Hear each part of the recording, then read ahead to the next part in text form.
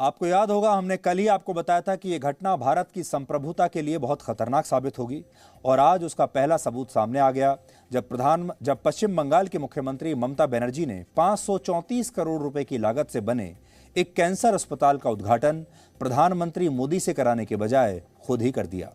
आज इस कैंसर अस्पताल का उद्घाटन प्रधानमंत्री मोदी को एक वर्चुअल कार्यक्रम के दौरान करना था, लेकिन इस कार्यक्रम में ममता बनर्जी ने प्रधानमंत्री की मौजूदगी में ही यह बता दिया कि उन्होंने तो इस अस्पताल का उद्घाटन पिछले साल ही कर दिया था और इसे कोविड अस्पताल में तब्दील कर दिया था। इस अस्पताल को बनाने पर 534 करोड़ रुपए का खर्चा आया है, जिसमें 75% हिस्सा यानी 400 करोड़ रुपए केंद्र सरकार ने खर्च किया, जबकि राज्य सरकार का खर्च सिर्फ 25% यानी 130 करोड़ रुपए था। ये केंद्र सरकार और प्रधानमंत्री की एक बहुत बड़ी अवमानना है और अगर धीरे धीरे देश के सारे मुख्यमंत्री ऐसा ही करने लगे तो इस देश का प्रशासन प्रधानमंत्री के लिए चलाना बड़ा मुश्किल हो जाएगा। उस वर्चुअल फंक्शन के दौरान, जब वर्चुअल तरीके से इसका उद्घाटन हो रहा था, उस दौरान ममता बनर्जी ने क्या कहा वो आप देखिए और प्रधानमंत्री कैसे देखते रह गए ये भी देखिए। मैंने प्रोग्राम में किया है प्रधानमंत्री के लिए, because Pradhan Mantri ji is virtually inaugurating this project. माननीय शास्त्र मंत्री मेरे को 2 दफे फोन किया था। इसी के लिए मैंने सोचा कि एक कलकत्ता का प्रोग्राम जिसमें प्राइम मिनिस्टर का इंटरेस्ट, उन्होंने खुद इंटरेस्ट लिया है, उनको जानकारी के लिए मैं कहने चाहूंगी कि इसका उद्घाटन हम लोगों ने पहले ही कर दिया। कैसे कर दिया? जब कोविड हुआ था, जब हमको कोविड का सेंटर का जरूरत था, तब मैंने खुद एक दिन उधर में गया। फिर Rajarhat second campus Chittaranjan hospital को मैंने देखा कि ये स्टेट गवर्नमेंट के साथ जुड़ा है और उधर में हम लोगों ने बना दिया था। ये हमको बहुत काम पे आया। तो यहां पर हम आपको ये बात बताना चाहते हैं कि अभी जो कुछ चल रहा है ये एक बहुत बड़ा प्रोपेगेंडा है। भारत में भी है और भारत के बाहर से भी ये प्रोपेगेंडा हो रहा है और प्रोपेगेंडा ये है कि इस बार किसी भी तरीके से पंजाब को भारत से काटना है और 1980 के दशक में खालिस्तान को लेकर जो अलगाववाद की भावना पैदा हुई थी पंजाब में, उससे दोबारा से पैदा करना है। माहौल ऐसा बना देना है कि पंजाब के लोग और सारे पंजाबी भारत से नफरत करने लगें, पंजाबियों के मन में एक जहर पैदा कर दिया जाए और फिर एक अलगाववाद का माहौल इस देश में पैदा हो जाए। और इसके लिए सोशल मीडिया का सहारा लिया जा रहा है। इसलिए हम इस देश के तमाम उन लोगों से ये अपील करना चाहते हैं कि इस तरह के प्रोपेगेंडा में आप मत फंसिए।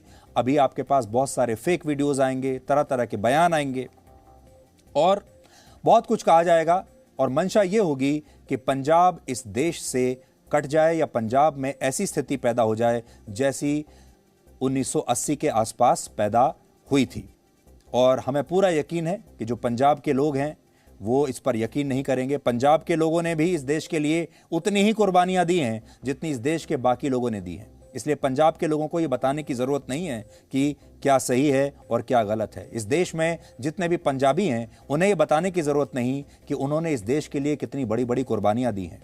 लेकिन कुछ मुट्ठी भर लोग ऐसे हैं जिन्होंने पंजाब का ठेका ले लिया है, सारे पंजाबियों का ठेका ले लिया है और अब फेक अकाउंट्स बनाए जा रहे हैं पंजाबियों के, सिख महिलाओं के फेक अकाउंट्स बनाए जा रहे हैं और आपके मन में ये एक धारणा पैदा करने की कोशिश की जा रही है कि सारे के सारे पंजाब के जो लोग हैं वो भारत के खिलाफ हो गए हैं, वो सब मोदी से नफरत करते हैं और वो सब अलग राष्ट्र बनाने की मांग कर रहे हैं। यही तो पाकिस्तान चाहता है और यही दुनिया भर में बैठे खालिस्तानी भी चाह रहे हैं।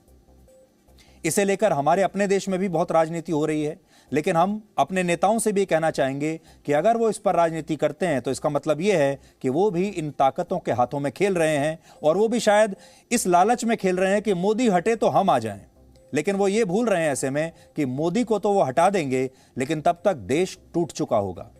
आज मनीष तिवारी का एक बयान हम आपको सुनाना चाहते हैं। मनीष तिवारी भी कांग्रेस पार्टी के ही एक सदस्य हैं, उनका एक आपको बयान सुनाएंगे, लेकिन उससे पहले एक और पंजाबी, एक और सिख का बयान आपको सुनाना चाहते हैं। अगर आपको अच्छा लगे तो आप सुनिए वो क्या कह रहे हैं। दोस्तों, कल जो पंजाब दे विच प्रधानमंत्री दी फेरी दे दौरान होया, ਉਹਦੇ ਤੇ मैं 4 ਗੱਲਾਂ ਤੁਹਾਡੇ ਨਾਲ ਸਾਂਝੀਆਂ ਕਰਨ ਲੱਗਾ ਕਿ ਕੀ ਗਵਾਇਆ ਪੰਜਾਬ ਨੇ ਤੇ ਕੀ ਪਾਇਆ, ਜਿੱਤਿਆ ਕੌਣ ਹੈ ਤੇ ਹਾਰਿਆ ਕੌਣ ਹੈ। ਮੇਰੀ ਨਜ਼ਰ ਦੇ ਵਿੱਚ ਜੋ ਐਜ਼ ਏ ਪ੍ਰਧਾਨ ਮੰਤਰੀ ਉਹਦੇ ਨਾਲ ਹੋਇਆ ਉਹ ਬਹੁਤ ਗਲਤ ਹੋਇਆ। ਇੱਕ ਪੰਜਾਬੀ ਹੋਣ ਦੇ ਨਾਤੇ ਮੇਰੇ ਮਨ ਨੂੰ ਬਹੁਤ ਠੇਸ ਪਹੁੰਚੀ ਆ। ਉਸ ਬੰਦੇ ਦਾ ਵਿਰੋਧ ਕਰਨ ਦਾ ਫਾਇਦਾ ਕੀ ਹੋਇਆ ਪੰਜਾਬ ਨੂੰ, ਤੇ ਜੇ ਨੁਕਸਾਨ ਹੋਇਆ ਤੇ ਉਸ ਨੁਕਸਾਨ ਲਈ ਜ਼ਿੰਮੇਵਾਰ ਕੌਣ ਹੈ, ਉਹਦੀ ਭਰਪਾਈ ਜਿਹੜੀ ਉਹ ਕਦੋਂ ਤੱਕ ਹੋਊਗੀ ਇੱਕ ਗਲਤੀ ਦੇ ਨਾਲ। ਕਿਉਂਕਿ ਇਤਿਹਾਸ ਗਵਾਹ ਹੈ ਕਿਸੇ ਵੇਲੇ ਸਾਡੀਆਂ ਛੋਟੀਆਂ ਗਲਤੀਆਂ ਦਾ ਬੜਾ ਲੰਮਾ ਸਮਾਂ ਸਾਨੂੰ ਖਮਿਆਜਾ ਭੁਗਤਣਾ ਪੈਂਦਾ ਵਾ। ਜਿਵੇਂ ਕਿਸੇ ਸ਼ਾਇਰ ਨੇ ਕਿਹਾ ਕਿ ਉਹ ਵਕਤ ਵੀ ਦੇਖਾ ਹੈ ਤਵਾਰੀਖ ਕੀ ਘੜੀਆਂ ਨੇ, ਖਤਾ ਲਮਹੋਂ ਨੇ ਕੀ ਹੈ ਸਜ਼ਾ ਸਦੀਆਂ ਨੇ ਪਾਈ ਹੈ। ਪਹਿਲਾਂ ਜੋ ਨੁਕਸਾਨ ਪੰਜਾਬ ਦੇ ਵਿੱਚ 1982 ਤੋਂ ਲੈ ਕੇ 96 ਤੱਕ ਜੋ ਸੰਤਾਪ ਪੰਜਾਬ ਨੇ ਹੰਢਾਇਆ, ਬੜੀ ਮੁਸ਼ਕਲ ਦੇ ਨਾਲ ਪੰਜਾਬ ਉਸ ਦੌਰ ਚੋਂ ਅਜੇ ਬਾਹਰ ਨਿਕਲਿਆ ਸੀਗਾ। ਕੁਝ ਸ਼ਕਤੀਆਂ, ਕੁਝ ਗਲਤ ਅੰਸਰ ਦੁਬਾਰਾ ਉਸੇ ਪਾਸੇ ਵੱਲ ਨੂੰ ਸਾਨੂੰ ਧੱਕ ਰਹੇ ਆ ਪੰਜਾਬ ਨੂੰ।